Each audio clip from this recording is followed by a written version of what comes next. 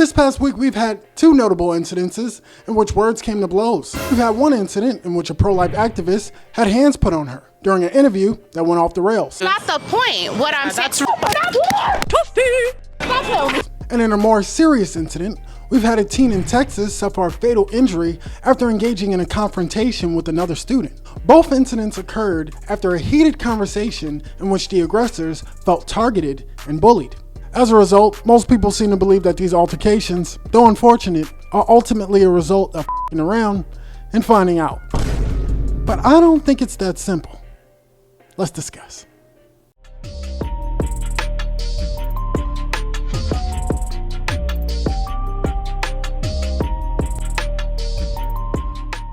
Yeah, how you feeling? Welcome to another edition of According to Lamar. I'm Lamar. Hope you're feeling well. Hope your mind, body, and spirit is well, and if not, I hope it gets better for you.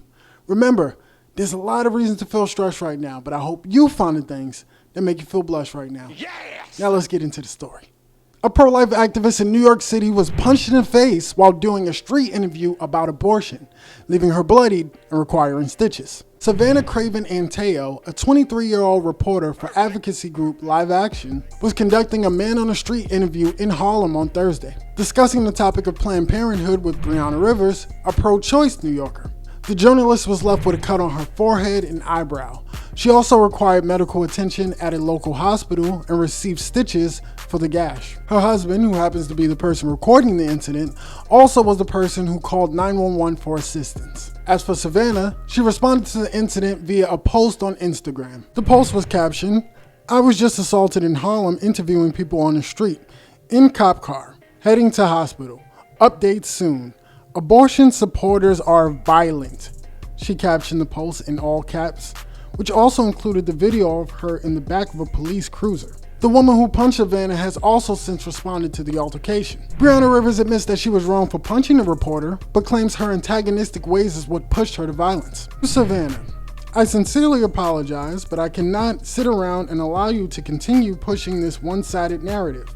I understand hands being put on someone is never the answer, but throwing rocks and hiding hands is worse, Rivers wrote in the Facebook post. She knows the truth, and she needs to release the footage in its entirety. Savannah is a professional antagonist, not a reporter, and the truth will be told. Breonna shared a note accusing Savannah of antagonizing her by repeatedly cutting her off as she spoke. She also accuses Savannah of editing the footage to remove what she calls relentless antagonization in the moments leading up to the punch. Now, the video has since been posted in its entirety, and I can confirm that Savannah was very much being antagonistic. Having a child, I'm not the one who admitted they would be okay with killing babies in foster care and killing children that have been abused. That's not the point. What I'm saying. I'll post a video in the comments if anybody wants to see it, but to me, she was cutting off, she was twisting her words, she was being condescending, and even after the altercation, she doubled down by posting on Instagram that abortion supporters are violent in all caps, condemning a group of people for one person's actions. That may be grounds for somebody to want to beat your ass. I wouldn't do it, but you're skating on thin ice, pal. Then, out where everything's bigger in Texas, including altercations, had two students who were involved in the altercation where only one of them made it out alive. The incident occurred Wednesday morning at Fresco Independent School District during a track and field championship involving multiple schools in the district. Responding officers say that they spoke with multiple witnesses who reported that the incident began after Austin Metcalf, a student at one school, told Carmelo Anthony, a student at another school, to move out from under their team's tent. It was at this point that witnesses say that Anthony allegedly reached inside his bag and said, "Touch me and see what happens." Metcalf then responded to Anthony by grabbing him and attempting to forcibly remove him. And then Anthony responded by pulling out a black knife and stabbing Metcalf once in the chest and then running away. This was also confirmed by Austin's twin brother Hunter, who was also at the meet, and told officers that after his brother told Anthony that he had to leave the tent because he didn't go to that school, the two went back and forth, and then Austin stood up and pushed Carmelo to get him out of the tent. As far as Carmelo goes, he was soon apprehended by a police officer.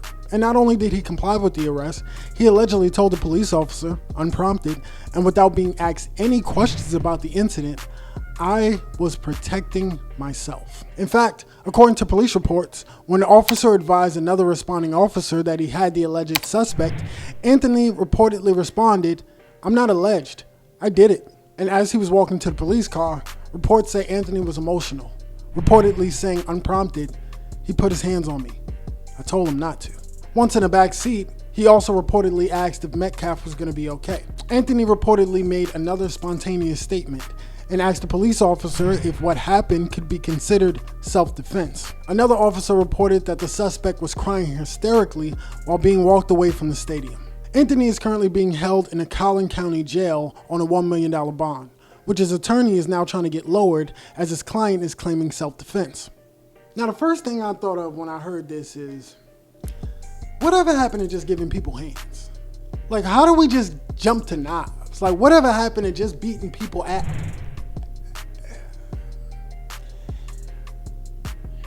Yeah, fair point. But, in my opinion, this is a perfect example of when it's time to put hands on somebody. Know what I'm saying? You have a little back and forth, threats get exchanged. You did good with the touch me and see what happens, but then after that, you're supposed to swing, not stab, swing. Maybe you didn't get the memo. When I was growing up, this was all the protection we needed. You win some, you lose some, but you live to fight another day. I don't know. In any case, this is an extremely unfortunate incident that has brought many supporters and defenders on both sides, with hundreds of thousands of dollars being donated to the families of both teams. And unsurprisingly, much like the last incident I talked about, it's left the internet divided, with some feeling like Carmelo just wanted to start trouble because why is he there with a knife to begin with? And others feeling like Austin is simply a bully because why did he put his hands on someone to begin with? But what if it's both?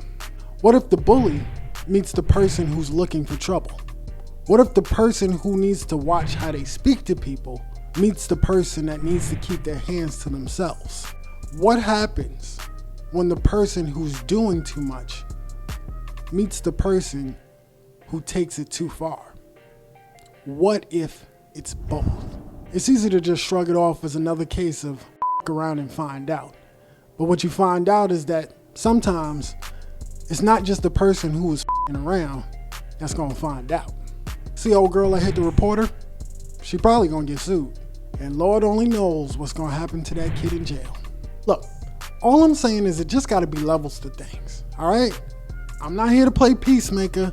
I'm all for defending yourself. I'm all for an eye for an eye. But these ain't eyes for eyes. These is heads for eyes. Let's keep it real for a second. It ain't hard to tell that both of these issues are layered with political and racial undertones. We also live in such a divisive time, and sometimes it can be hard for us to see what's right from what's wrong because it conflicts with what we represent. I mean, look at the president. Nothing says conflict of representation more than a Republican who's also a convicted felon. I mean, because if that's not DEI, then I don't know what is, but I digress. I'm gonna come. At a certain point in time, we gotta get away from their side versus our side and get back to what's right and what's wrong. Because you see, the special thing about right and wrong is that it's unbiased. It exists completely on its own.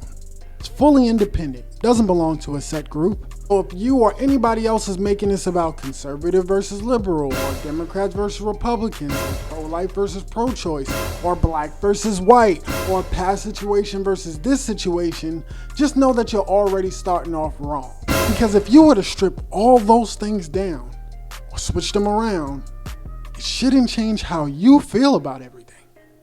Because at the end of the day, what's right is still right, and what's wrong is still wrong. So as far as I'm concerned, both people in both situations were wrong in some way. So I feel for all of these people in some way, especially those kids, with one a rising football player and the other one a shining student with 2 jobs and a 3.7 GPA. But their mistakes don't have to be in vain. As long as we have empathy and respect for one another, these mistakes never have to happen again. But that's easier said than done, right? So all I ask is that we all think before we act. So none of us have to fuck around and find out. Thanks for watching another edition of According to Lamar. Please like, share, and subscribe, and let me know how you feel in the comments. This one was a layered one, but I'm interested in seeing how you guys feel about it. Like, I know you guys have a perspective that I'm probably not even thinking about, so let me know in the comments. Let's keep the conversation going. Till next time, guys, my name is Lamar, and I appreciate you for watching. Peace.